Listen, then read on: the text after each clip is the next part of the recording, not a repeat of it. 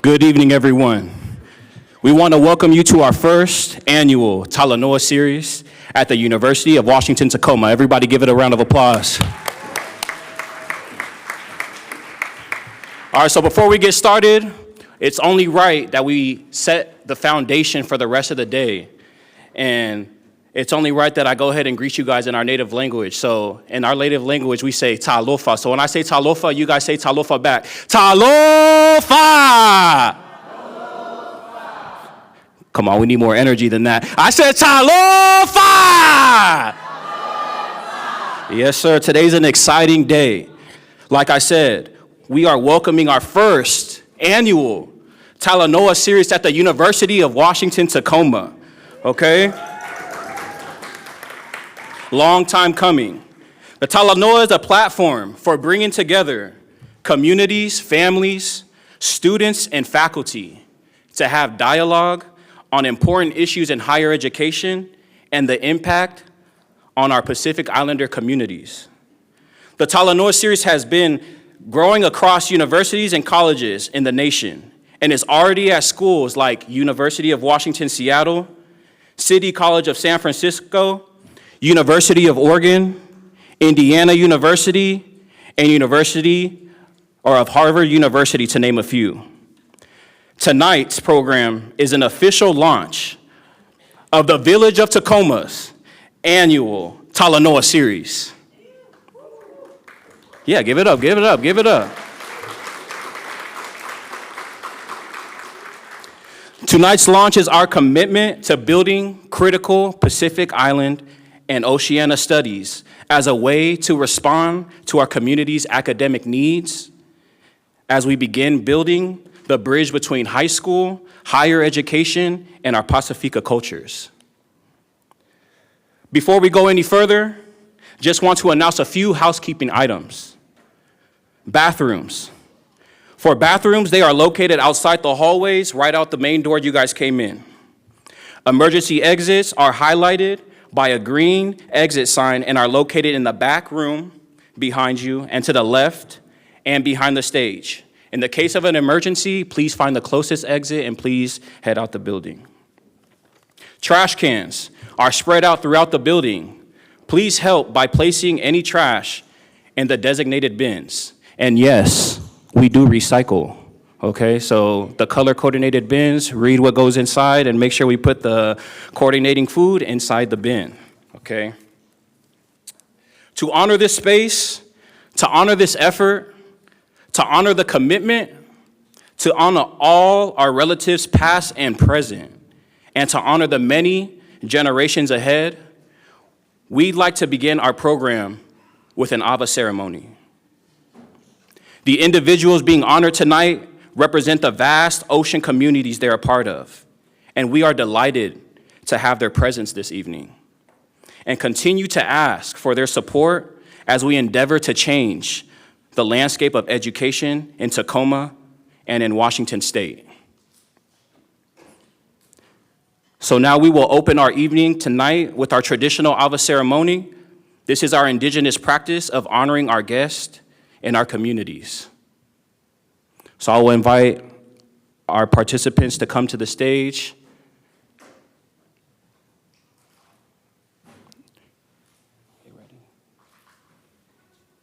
As we're waiting for our participants, let's go ahead and ground ourselves again. I'm gonna give you guys a couple of our techniques in Samoan, okay? So what we like to do in Samoa is when we start the fire with our hands, we like to clap them together. So everybody put your hands together, and this is called a mili, right? So everybody, me. And when I say patimai, everybody claps. Patimai, patimai. When I say luopati, everybody does a double clap. Luopati. Last one, when I say hey, you say, hey, don't be afraid now, let them know. When I say hey, you say, yes, sir, hey. All right, so let's see if we can do this together as a community from our different villages and really be one tonight, all right? So everybody put your hands together. Me.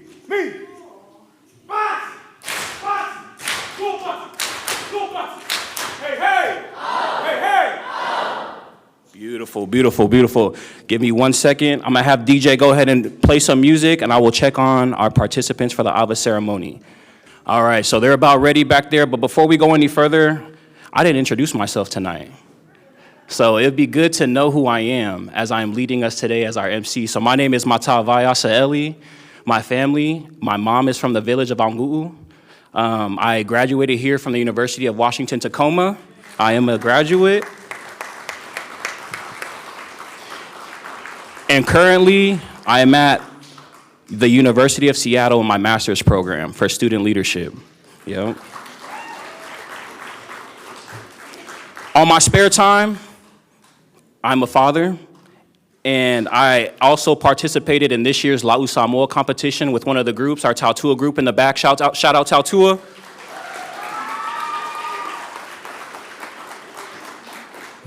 And really, I enjoy serving my community and helping bridge that streamlining this education for our kids to really do something great with the opportunity we have. So this launching, when I was introduced this opportunity, I couldn't help but be here and make sure that we're advocating for our kids to get the cultural knowledge and the support that they need to be able to thrive in this society. So it's important for you all to be here. Know that this was not an accident. You are supposed to be here tonight, and I hope you enjoy. And without further ado, I will go ahead and invite our participants for our Ava Ceremony onto the stage.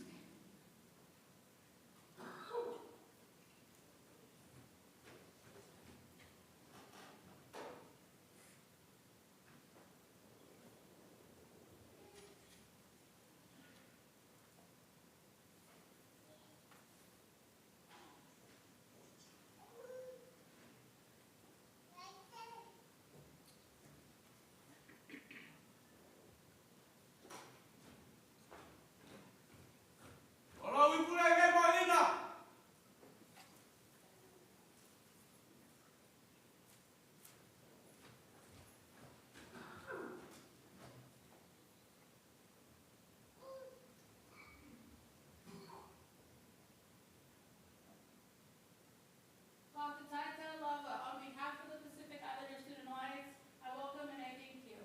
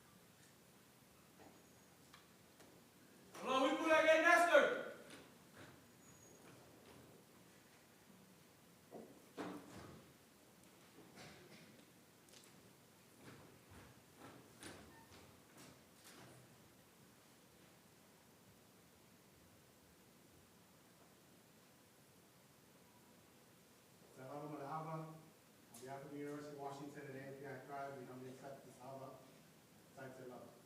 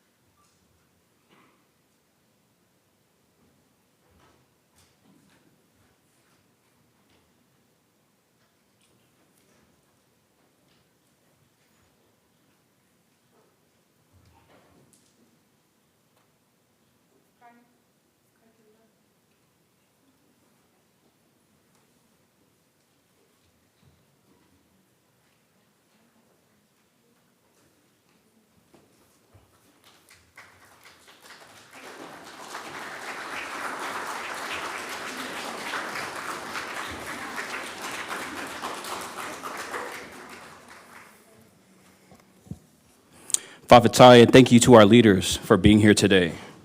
It is very important and dear to us to have you present. And to the participants in our ceremony, whawhatai lava. And lastly, to our community, thank you for your time. On behalf of our committee, we'd like to thank the Community Performance Group high school students of Tautua, UW Tacoma alumni, and Taupo, Rena Lynn, Vetuau, for their love and support. At this time, we'll break for dinner. Please take some time to greet each other, say hello, take photos. Students and young folks, please help our leaders to the restroom and if possible, assist in getting their meals. We'll play some music and we'll be right back with performances. All right. How's the food out there? Yeah, good. All right.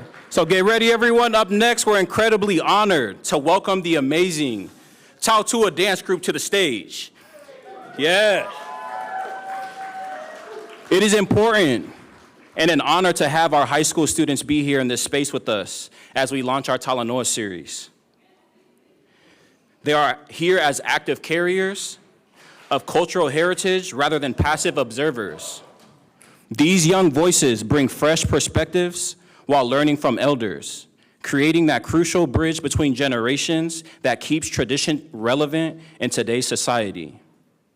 This performance represents more than just dance. It's our stories, our tradition, and our voices. I just want to recognize Tautua also competed in the La'u Samoa competition, placing first in their performance category. So give it up for them for that.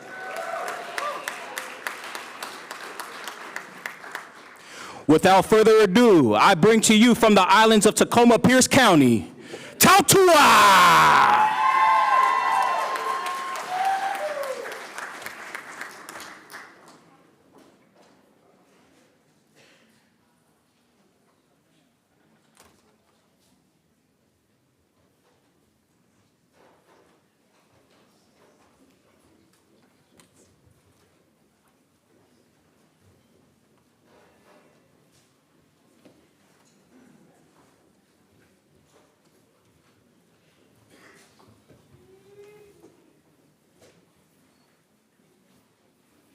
Test.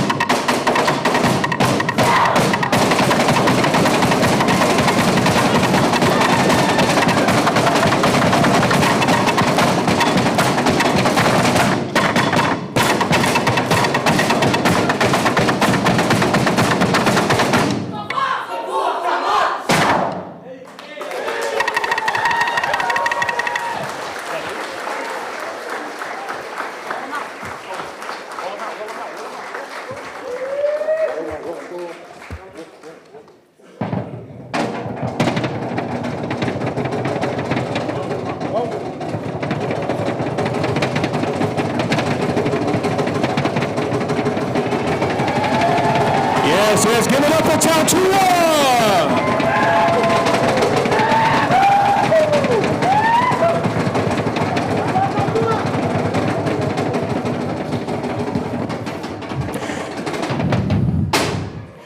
It really amazes me how these kids carry our culture, right? Give it up for them, how they carry that culture.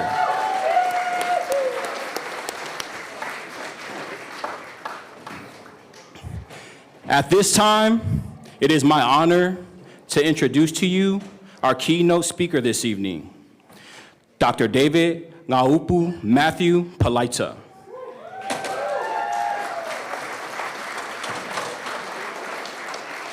Dr. Palaita is Professor of Ethnic Studies and Critical Pacific Islander and Oceania Studies at the City College of San Francisco. He is also teaching associates in the School of Education here at the University of Washington, Tacoma. A proud graduate of Waipahu High School in Hawaii. Where my Waipahu? Yes, He is also a graduate of UW Seattle, where he received a bachelor's degree in cultural geography and a master's, and a doctorate of philosophy and ethnic studies from the University of Cal Berkeley. Everybody give him a round of applause. What an accomplishment. Dr. Palaita has built and launched several Pacific Island studies programs and Talanoa series at other colleges and universities across the nation in his endeavor to ensure that schools can become a place where our indigenous cultures can thrive and be preserved. To name one of his most recent successes, this spring semester, the City College of San Francisco's VASA program has graduated an additional 45 high school students with college certificates in critical Pacific Island and Oceania studies. That means Pacific Islander high school students are not only graduating from high school, but got a head start in college. Dr. Palaita talks this evening entitled Vasa, Ocean, the Space That Is Sacred. We'll talk about the creation of critical Pacific Island and Oceania studies, which has roots in Seattle and the San Francisco Bay Area. Without further ado, let's welcome to UW Tacoma, Dr. David Ngaupu Matthew Palaita.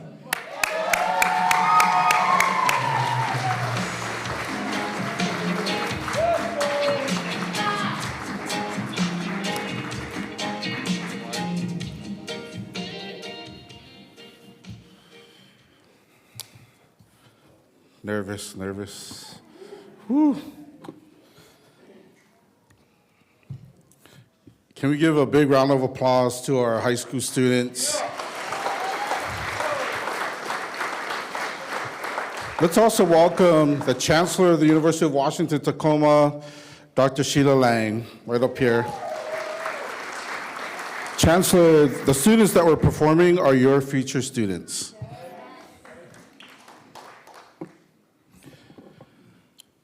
Malole, soifu maua, and good evening. I am David Ngaupu Matthew Palaita, and my lineage is rooted in American Samoa. On my mother's side, Pangupango and Uuli, and on my father's side, Afonotele and Ofu Manuatele. Thank you, Auntie.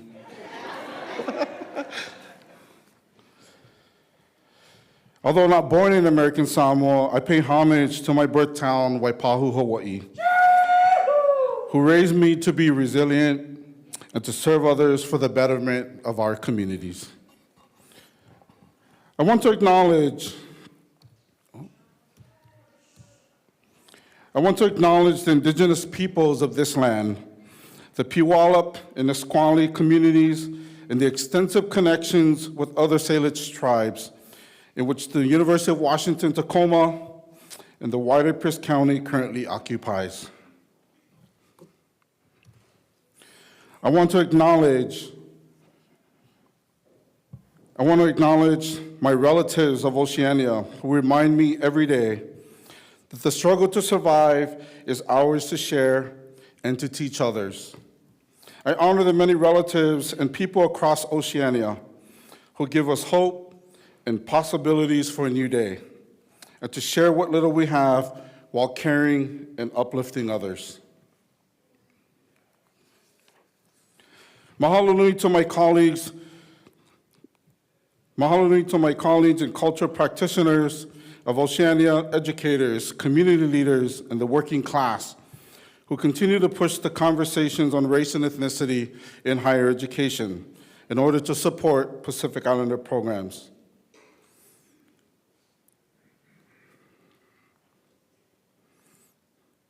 Thank you to those in my intellectual whakapapa, my intellectual genealogy, who have shared with me the critical tools needed to understand the complexities of our world. These professors have been instrumental in my academic career, and I continue to thank them for their support. Dr. Patricia Hilden, Native American Studies, Dr. Rick Bonus, Ethnic Studies, Dr. Tevita Ka'ili, BYU Hawaii, Dr. Toitu Fa'aleava, Portland State University, Dr. Michael Omi, Asian American Studies, Dr. Waldo Martin, African American Studies, Dr. Jose Rabasa, Subaltern Studies at Harvard University, and the late Professor Lauren Muller, Interdisciplinary Studies. From aloha mawhawhitai to my parents, Tavita and Vivian Palaita, thank you for your prayers and continuous support for my educational journey. My siblings and all of my nieces and nephews who remind me every day why we are engaged in this work. I cannot continue this work without acknowledging the extended relatives linked to both the Palaita and Tutongi clans, many of whom are here this evening, witnessing for the first time my delivering a keynote address.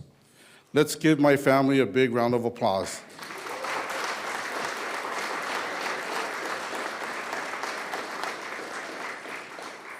And finally, in honor of delivering this keynote this evening, I dedicate this talk to my late brothers, Tolealofa Darao Tavita Palaita and Matthew David Palaita, both former students at community colleges. All right, class. Before I begin my remarks, I'd like to pose a set of questions for us to think about. Why is Vasa, or ocean, a space that is sacred? Why is Vasa a decolonial indigenous framework? What makes Vasa a powerful framework for our schools? What is the difference between Pacific Islands and Oceania? And what is the critical Pacific Islands and Oceania studies? Within the last 50 years, Pacifica professors Haunani K. Trask, Telesia Tewa, Epeli Hau'ofa, and novelist Albert Wendt set out to envision a new Oceania identity. A new identity for indigenous peoples that not only challenged prevailing narrow views about Pacific Islanders, but a call for a new identity that privileges our voices, uplifts our mana, and preserves our cultures. That is, the practices and the everyday beliefs that my people have created in response to their environments that have become our ways of knowing. This is also popularly known in Western academia as epistemology. This call for a new identity would undo the colonial legacies now internalized by many of my people. And that new identity would do three things. Number one, it would decenter stereotypical and racial assumptions and ideas shaped by Western colonization that have come to define the relations between the colonizers and their subjects. Number two, recenter our indigenous knowledge, which have often been relegated to purely entertainment, but rather a legitimate form of intellectual and cultural inquiry. And number three, unify our communities along the greatness of our oceans rather than the smallness of our islands. Trask, Tewa, Hau'ofa, and Samoan novelist Wendt witnessed firsthand the corrosive nature of colonialism and its impact on our people's morale, our spirit, and our families. It is what Hau'ofa calls the island's confinement, both physical and mental, and the inability of our people to free themselves of such confinement. The result of this corrosion is a long tradition of infighting and the consistent need to set ourselves as different in kind. Hence, my people have internalized the colonial labels and have expressed those in ways that have furthered the interests of the colonizers. One of the powerful ways to visualize this confinement is the use of maps. Let me show you what I mean. Here is a map of the Pacific Islands. And it is a map of the Pacific Islands because it is a view of the Pacific from the top looking down. This region is quite large, and to serve the interests of outsiders, colonizers defined, confined, and partitioned the region into 3 different and smaller areas. This made it easier to control its people and its resources. These 3 areas are identified in the map as such. Polynesia. The most northern part of this region is Hawaii. The eastern border of the region expands from Hawaii south to Rapa Nui. The southern border of this region begins here in Rapa Nui and then extends farther south to Aotearoa or New Zealand. The region is then closed off with the western border that runs from New Zealand up to Hawaii. All islands and peoples within this triangle have been re-identified as Polynesia. Micronesia. The borders of the second region begin just south of Japan, at the edge of the map and connect to Hawaii. Its southern border begins at the end of the map, just below Palau, and connects to the western border of Polynesia. The third region is Melanesia. Its northern border is shared with the southern border of Micronesia, while its southern border runs from the edge of the map and outlines north of Australia and connects to the western border of Polynesia in New Zealand. The map of the Pacific Islands reflects several colonial markers.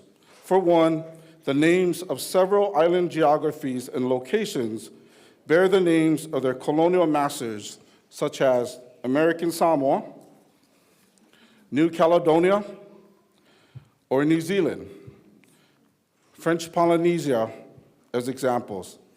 If we dive deep, we uncover a story about an uneven and disempowering relationship between these island nations and the countries that colonized them.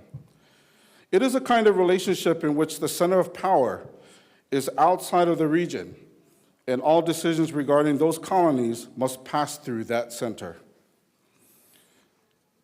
Our people who have come from navigational cultures navigated the seas for centuries and traversed the sea freely, visiting islands and people at will. Today, immigration policies put in place by our colonizers have restricted our movements and have furthered the disconnection of our people.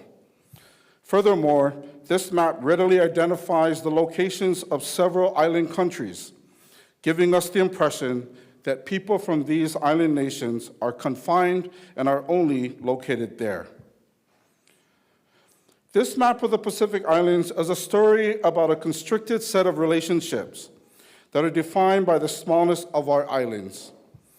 It is a limited and limiting view of who Pacific peoples are. It is a colonial map that has come to define our experiences and our relationships, and it has become an enduring and visual compass that leads us to nowhere. The language and the discourse embedded in this map are about disconnection and difference. The labels, Micronesia, Polynesia, and Melanesia, are racial constructions, and it is the dominant language we use today. It is also the discourse that frames our indigenous cultures and our experiences. What has resulted out of this history of colonization and belittlement? As a student at the University of Washington, Seattle in the late 90s, I had experienced moments of institutional racism. My undergraduate education afforded me the opportunity to co-found the Polynesian Student Alliance. And within the organization, we launched outreach, tutoring, and recruitment programs for Pacific Islander and high school students. Our programs served Islander students and other marginalized communities. I would schedule my classes in the mornings so that I could tutor at Rainier Beach High School in the afternoon. One afternoon, however, was particularly different. I had expected to check in with students after the PSAT workshop that we signed them up for the week before. And in case people don't know, the PSAT is a practice scholastic aptitude test. Upon arrival at the school site, I learned that my students were disenrolled from the workshop. I pressed for answers, and students directed me to the counselor. I asked the counselor for an explanation, and they said that the counselor gave me the explanation that most of the students were already headed to the military and the workforce. My reply to the counselor, with all due respect, these students, my students, deserve a chance. The counselor responded saying that the numbers, however, did not reflect that. That is, the data didn't support making seats available for a community with low educational success. I walked away from that conversation feeling the racism in their decision to deny my students. But it became clear to me days later that it wasn't personal, but institutional. It was just the accepted policy, a cultural tradition, if you will, of the school. It was evident that there was a language barrier between policy and people, a disconnect. In the end, the decision was belittling and made us feel insignificant and small. I realized at this moment that we needed a new language, a new story, a new discourse, a different way of talking about Pacific Islander students. The school lacked the resources to create one, and without it, the language barrier persisted. I highlight these examples because they outline the larger problem around the definitions of Pacific Islander identities and the stories that are told about who we are. Ones that are created for us, but not by us, and ones that are created about us, but not for us. The creation of critical Pacific Islands and Oceanic Studies at the City College of San Francisco comes out of a movement by US-born Pacific Islanders in higher education. It is a movement that is responding to their configuration within and outside of Asian Pacific Islander. It is also a movement that is responding to the language barriers between Pacific Islanders and Western cultures. You see these contentions reflected in the independence movements of Hawaii, West Papua, New Caledonia, and Guam. The call for climate change initiatives around oceans rising in Fiji and Kiribati. The legacies of nuclear testing across Bikini and Marshalls and Tahiti. And the struggles for land rights and the preservation of the arts and material cultures in Tonga and Samoa. It is a movement that seeks to understand and address historical inequities while creating possibilities to recenter. It is a movement that aims to build a bridge, a language that is uplifting, conversations that are connective, and stories that are resilient. It is a movement centered on shifting the master narrative, creating our own stories, elevating our cultural traditions, and it is a movement that is challenging old ways of thinking about our communities with the chance to rewrite stories that are rooted in a cleaner, stronger, and unrestricted power source. It is a movement for self-determination. City College students who created this new and growing academic field created a framework, a new lens, a new visual representation to go along with it. With the ocean as its power source, they sought to respond to the call first put out by our four scholars for a new Oceania identity. Their response and an answer to the language barrier was a framework called Vasa. What is Vasa? Va meaning space, space that relates, rather than the space that separates. It is relational, and it governs the connections between two or more entities. It is the relational space between entities and islands. Sa meaning respect or sacred, and it governs the degree to which relationships are nurtured.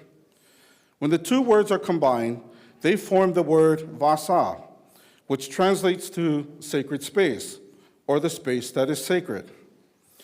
It happens to also be the translation for ocean. Now let's see a visual of this framework, an indigenous practice. In this visual representation of Vasa, island names are replaced and are represented by people, villages, and communities. It is defined by using the indigenous terms for indigenous peoples, or native, Tangata, Kanaka, Tautautanu. Also apparent in this visual are the connections between islands and communities. The va, or the space between islands, are the relationships that correlate to the names of our indigenous cultural practices. For example, the connection between one island community with another is shaped by song or dance.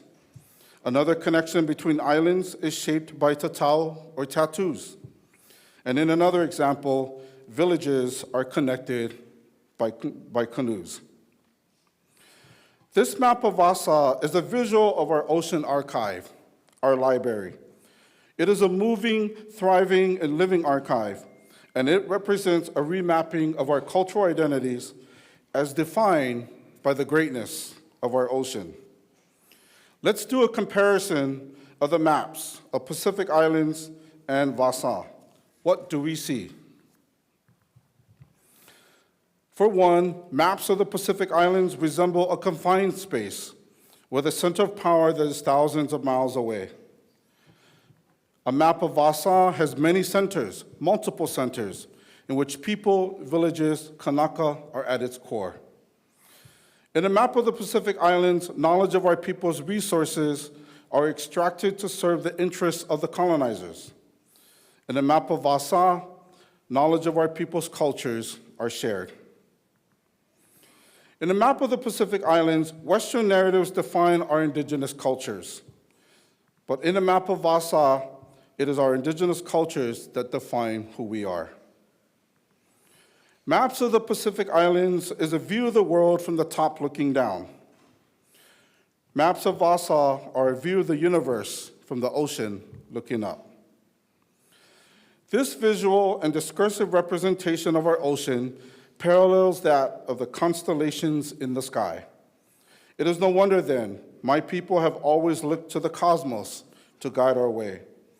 It is because our maps in the heavens reflect our ocean, and by extension, reflect who we are. This is why the ocean is in us. We are ocean. So what does this all mean for us today? Let's revisit the questions I posed earlier. Why is Vasa a space that is sacred? It is sacred because of the connections we make and nurture between each other and between communities. It is sacred because we don't exist in singularity. There is no Hawaii without Fiji. There is no Guahan without Tonga.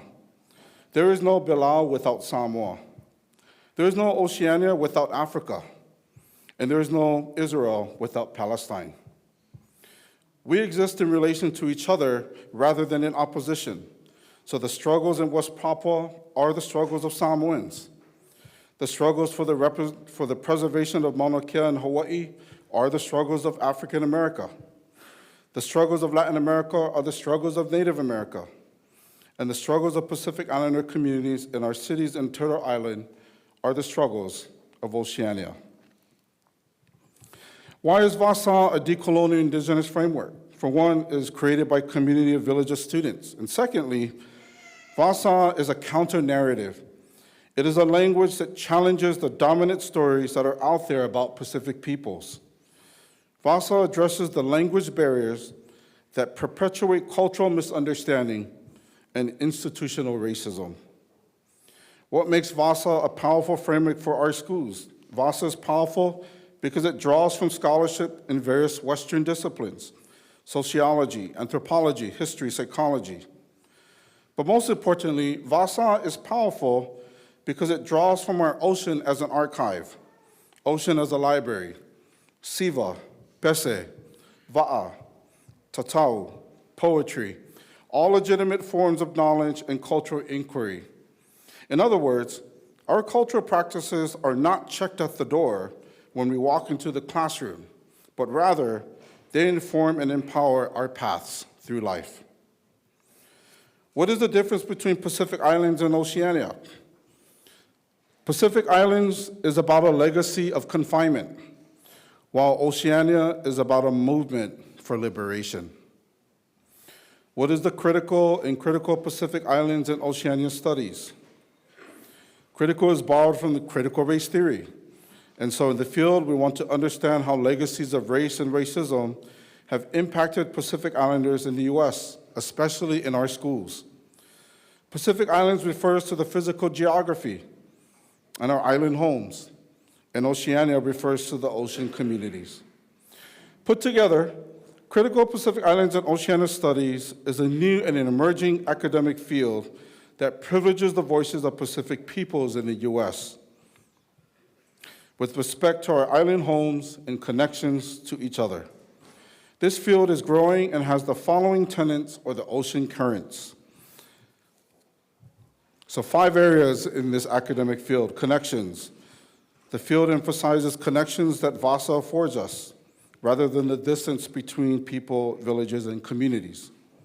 Language. Narratives in this field shifts our perspective of Pacific Islanders as evolving and moving peoples, rather than people confined to islands. Indigeneity. Curriculum in this field centers indigenous cultural practices, draws from our ocean archive, embraces our lived experiences, preserves our ethnic languages, and renews our indigenous traditions as real sites and representations of knowledge. Community. This field creates spaces and the gatherings needed to create the conditions needed to make education accessible to all of our people, regardless of geography. Lastly, Talanoa. This field explores and implements pedagogical and teaching practices that destroy the barriers that divide Pacific Islander communities. Simply put, Vasa or ocean is the framework. Critical Pacific Islands and Oceania studies is the practice that sets the ocean in motion. Before I end, I want to thank my colleagues, Dean Rachel Endo of the UW Tacoma School of Education, and Nestor Tupufia Ngera, the director of the AAPI Thrive program. Marlena Mu'a, the president of the Pacific Islander Student Association, for the gracious invitation this evening to speak at tonight's Talanoa event. I'd like to thank the members of the organizing committee for tonight's Talanoa event, who happen to be alumni of UW Tacoma, Rinalyn Fetuau, Exira Lealofi, Matavai Asaeli, Valamanaya Erisa Raraz, Eleanor Palaita, I was practicing that name for a while, June Fua Palaita, and Jaishan Berry.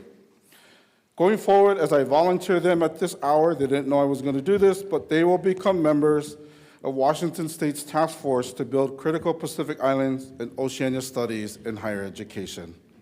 Let's give them a big round of applause. We know this is voluntold, right? My deepest congratulations to all of the high school students that participated last week in the first annual La'usamo Academic and Arts Competition, which spans several high schools across 3 counties and several Samoan families working together to revive our ocean archive and engage in our indigenous cultural practices. The organization and its distinguished leaders are setting a model that balances academic and cultural practices. It is precisely the vessel we need to respond to our children's educational needs. And lastly, our conversations continue next week, this week, Friday, May 16th, at the Pierce College Annual Aspire Conference, being held at Pierce College, Community College in Lakewood.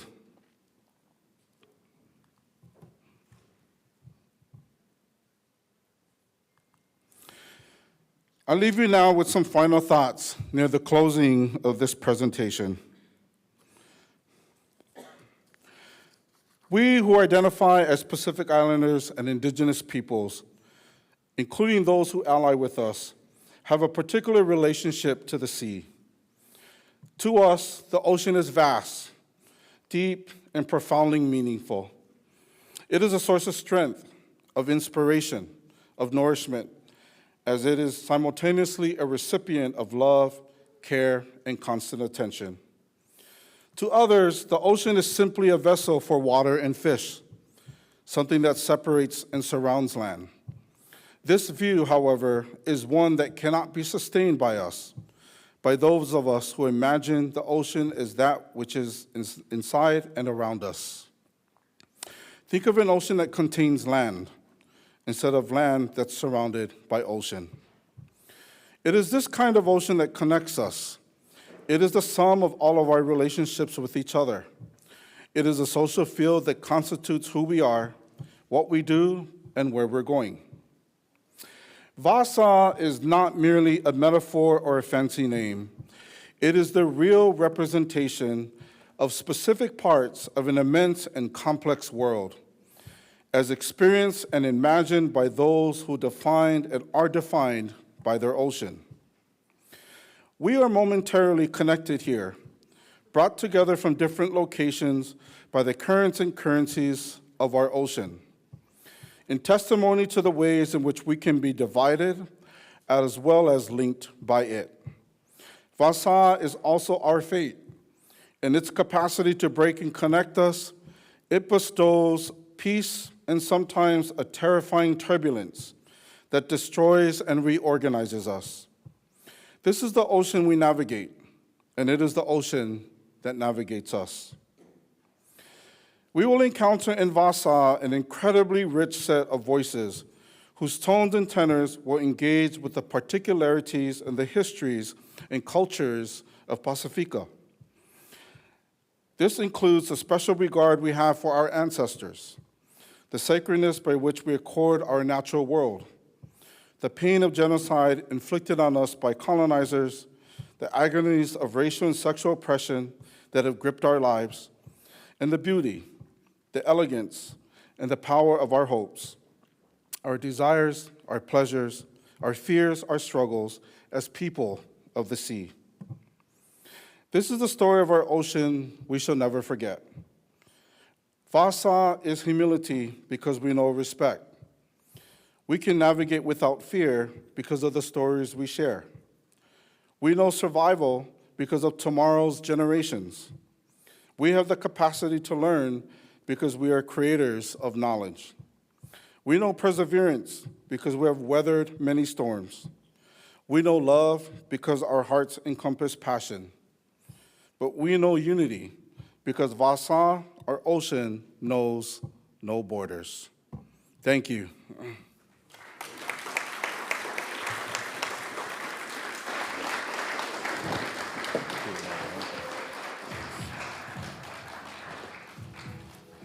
All right, how about another round of applause for Dr. David Palaita.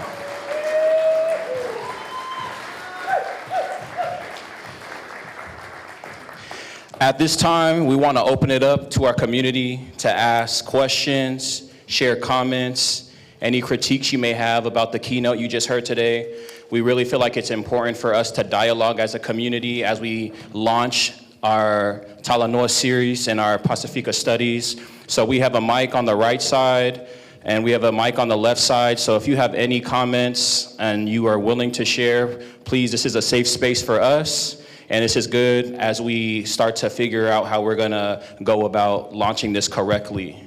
Okay, so we got two on the sides. If you do have any comments, questions, critiques, suggestions, please raise your hand and we'll have the mic come run into you. Anybody want to start us off? Komisi, you got a question? You got a Komisi question? You got a question, Komisi? Want to start us off? Extra credit. I graduated. There's no question, just a comment. Just thank you for being an inspiration to our people. Thank you. Thank you, Komisi, for sharing. Let's give a round of applause. Hey, Komisi. Yeah, hey, I'm full. As we start to build up our courage and our thoughts and really reflect on what we just heard tonight, I just want to let you guys know the first time I came across Dr. David was at Encore last year. First time seeing him, didn't know he was going to be there. My job flew me out to Hawaii and was like, Kawai, go to this race and ethnic conference and go be there for us. And I didn't know Palaita was going to be there. So he was actually the keynote speaker of that day. And when I went to that day, I thought about everything he said and everything I took in from the workshops. And Vi'ile Atua, this don't happen on accident. He's here in Tacoma now. So I felt like that was a sign, right? That's a sign that as we launch this and I see him here, you know, this is something that our community can embrace. And, you know, just like Komisi said, I'm grateful and thank you for your dedication for what you're doing, David. So please, any comments, questions, critiques, go ahead and raise your hand.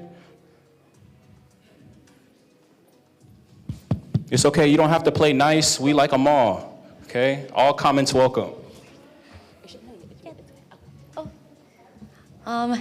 Thank you so much, Dankalona Sizus Maasi, and thank you so much for just sharing this framework that's so valuable. And also, thank you so much for shouting out the Whanogi March that was part of the self-determination. I was one of the organizers as part of the Whanogi Coalition. And so it's really, really wonderful to see representation of self-determination movements and indigenous sovereignty from across Oceania.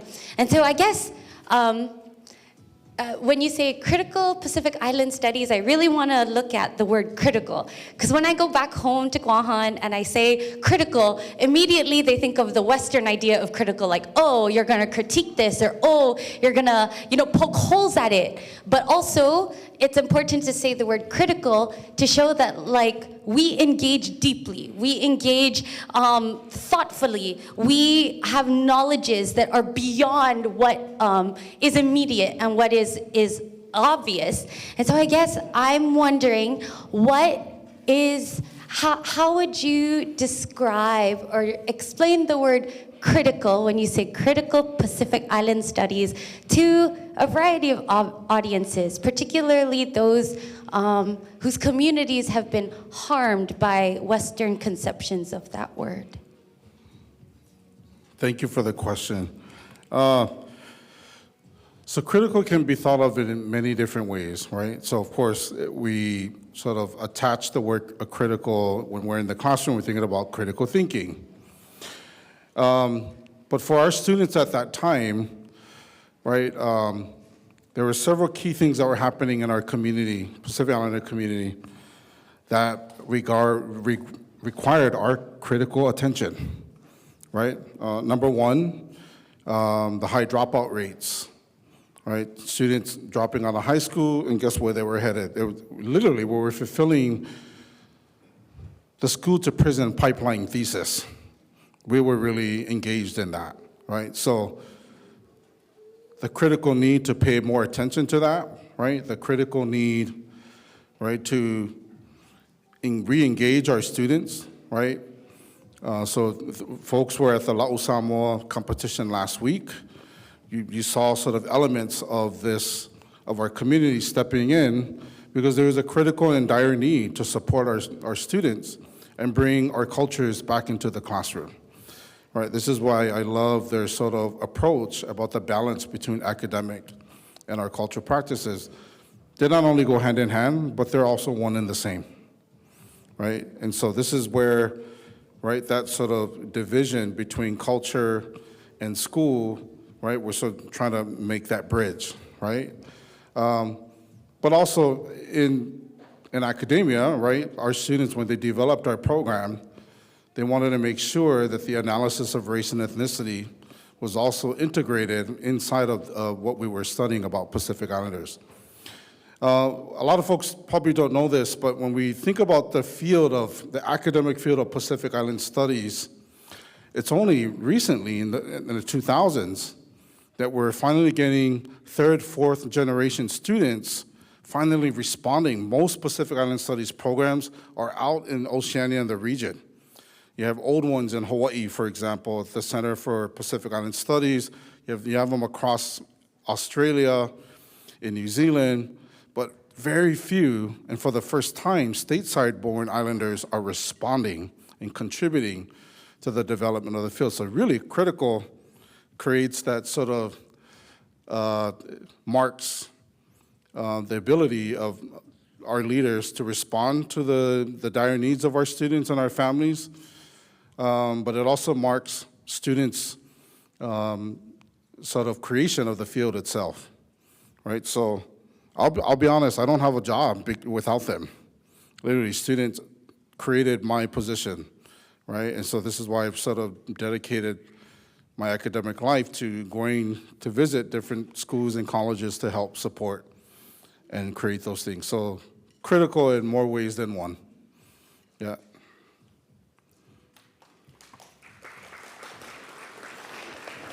Any other questions? Yes. Right here, keep it right here, right here. Just pasang kamay. Oh. Marola, Professor Yes, Palaita. Kiana, yes. I'm glad the both of you met. I think that what you're talking about today is really important. So I've known Kawai since he was a kid and all throughout his college years and have also known you through since undergrad years, and we are far from undergrad years now. But I think that the both of you meeting speaks to how active the ocean is that we all share. So when it comes to community work, you're gonna find the people that you need to find. And I think that those epistemologies, being in the college classrooms, but then also being conversations that our community has back and forth with the university are key and important. And it's always been a huge kind of focal point of mine of looking at how do we make the universities feel at home for our community. I think that that's one of the reasons why we don't, not just universities, but K through 12, they don't feel at home to our kids. This is part of why our children disengage. So everything that you're sharing is so important for us. I'm wondering, because I see a lot of parents here today, if you could kind of paint the picture of what does critical Pacific studies look like for a college student entering into the university, maybe potential UW Tacoma students, prospective students. What does that actually look like for them to be in the classroom? What are the things that they're learning? That's a great question. Thank you, Kiana. Yes, Kiana and I go way back since our undergrad days at University of Washington. What is Crit Pac studies when they're entering a university? Well, it should look like their families. It should look like their communities. It should look like, right? It should be one and the same. We should not skip a beat when students are coming into the school or into the classroom. They should feel welcome and feel like that's a place for them to not only critique their cultures, practice their cultures, and possibly reinvent them, right? Or revive them, right? And so over the years, I've heard a lot of, I get a lot of conversations with parents, and parents would come up to me and they say, I'm so glad we have these programs in our schools because I'm gonna be honest, I work 2-3 jobs. And sometimes I don't have, if we're not going to an island or a Samoan church to practice those things, I'm a Samoan family that, we're just not engaged on the religious aspects of those things. But to hear them come to school and have conversations and have opportunities to talk about that, right? And the opportunity to practice and put those things together, right? It's become a lifesaver for them. Right, and I talk to a lot of parents who are really intrigued, like, oh my gosh, I didn't even teach them that. But you guys are learning that here in the States, in your classrooms, right? So I guess the pitch here is that, yes, parents, help us build these programs, right? But more than anything, right, we want to make sure that our schools, right, are always accessible. Right, and sometimes you need a framework. Sometimes we're using sort of, different, academic frameworks, and you're trying to apply them onto a community that we rarely or we don't understand, right? So my job as a scholar is what frameworks do you use so that becomes the converter, almost, right? So we got a lot of work to do, right? But it's a great place to start.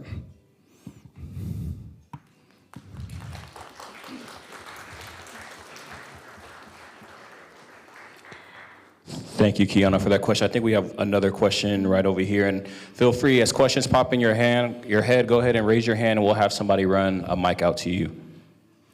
This is a follow-up question. Dr. Palaita, thank you so much for being here. There are a lot of folks who dreamed for a long time of having you here at UW Tacoma on our campus. And the question I have is, how can we go about building curriculum or a program in critical Pacific Islander studies? UW Tacoma has never had that. We have students who are hungry for it, who are ready. We have students who are not here, who could be here if we offered that. That's a great question. So when City College of San Francisco built their program, students ensured that the community and their families were involved in those conversations, right? We tend to have this tendency in, when we're in higher ed, that we sort of, whatever we create in higher ed just stays there, right? Or that we rely on the scholars, the professors to create those programs, and then the idea that it'll filter down.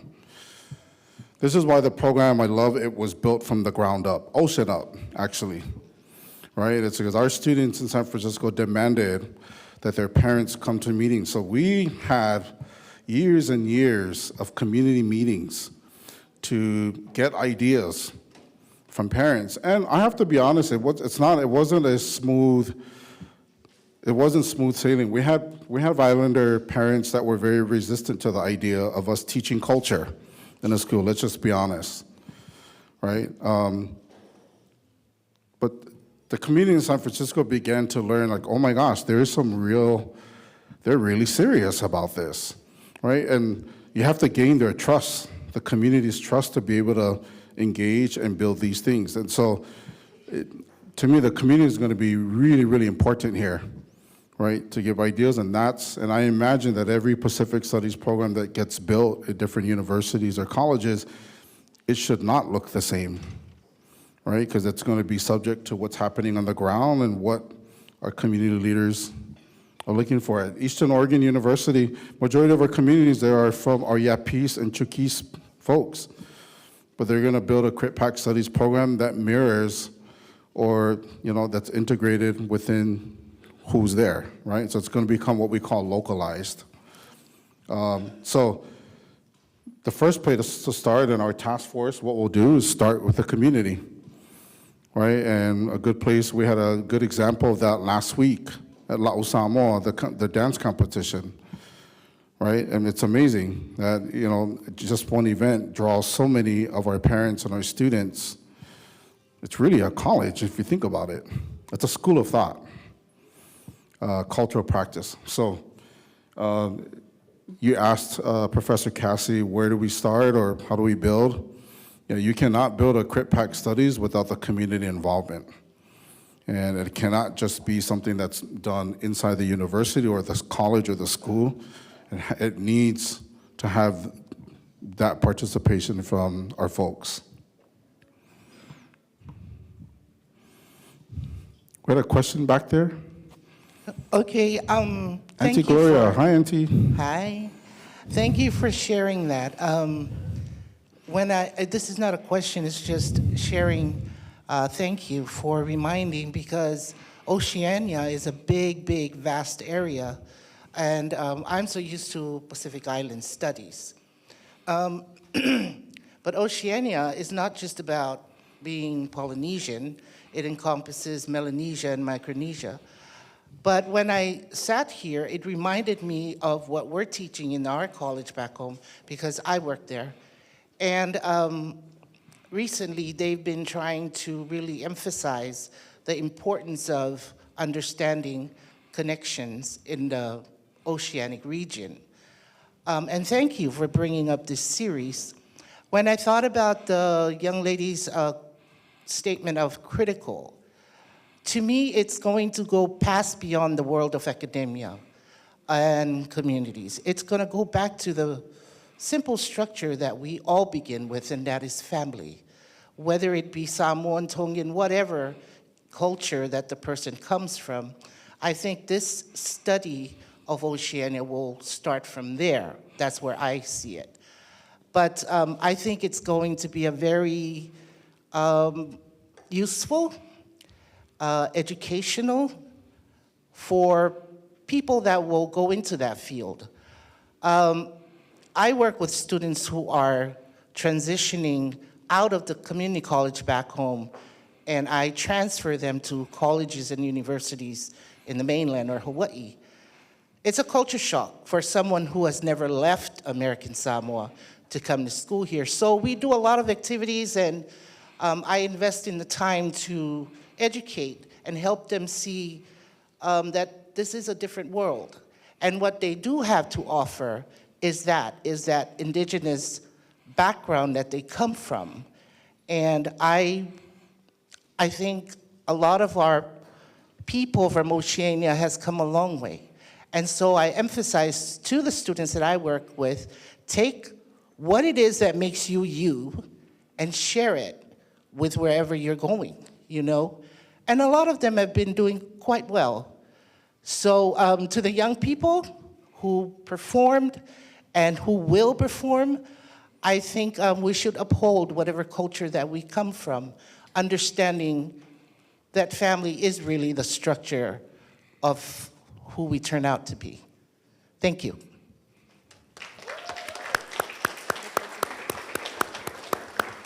Thank you. Yeah, we got to get going. Hi. Yes, Deja. Big fan, bruh. So in these classrooms that we're going to be teaching about Pacific Island studies, I wanted to ask, like, who are going to be our, like, teachers? And what I mean by that is, like, you know, are we pulling information from Papa Mau, the master navigator, or are we looking forward into, like, current ones, like you guys? Sorry, I'm really nervous too. Yeah. Thank you, Deja, for that question. The question is who become the teachers? Well, the hope is that students eventually become teachers. Right now, I have like several doctoral students who are walking out of their programs, master students that are probably going to end up teaching the classes that I am now currently teaching. And that's kind of the goal, right? But in the years that I've taught this class, right, I've always relied on cultural practitioners. You have to include them because sometimes the structure of education does not see them as sort of having the credentials or the education. But the problem with that is that they're just as knowledgeable and probably way more knowledgeable than what what we might have as a degree, right? So it becomes a balance. Right, so that's a great question about who becomes the teachers. It's because sometimes there's got to be someone that's credentialed because that's the state law and that's the university or college policy. But there are ways to sort of work with the community in order to make sure that our cultural practitioners have the space to be able to come in and teach as well. Right, so that has to be integrated into the classroom too. That's a great question, right? Who becomes the teachers of this field or our courses?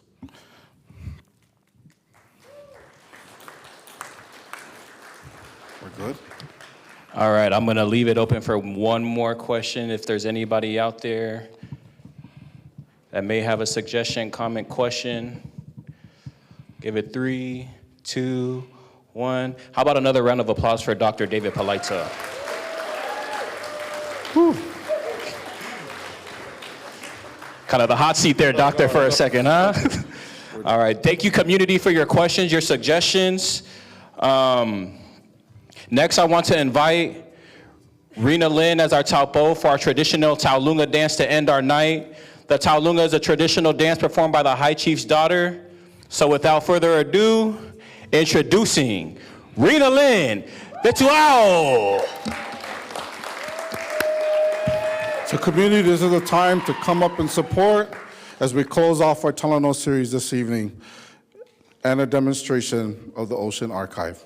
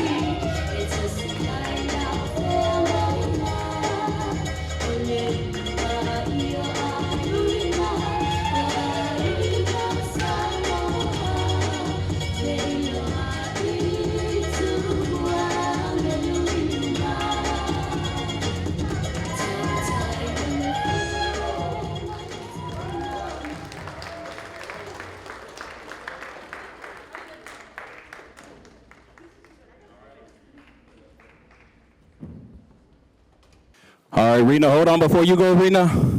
I'm going to ask Rena to come back on the stage, and I'm going to ask us as a community if we can come up to the stage and join Rena and take a picture, as this is an important event launching our first annual Vasa Talanoa series. So if you can, if you're able to, if you can please join us on the stage, and we'll go ahead and take a picture as a group for all our whole community. Ready?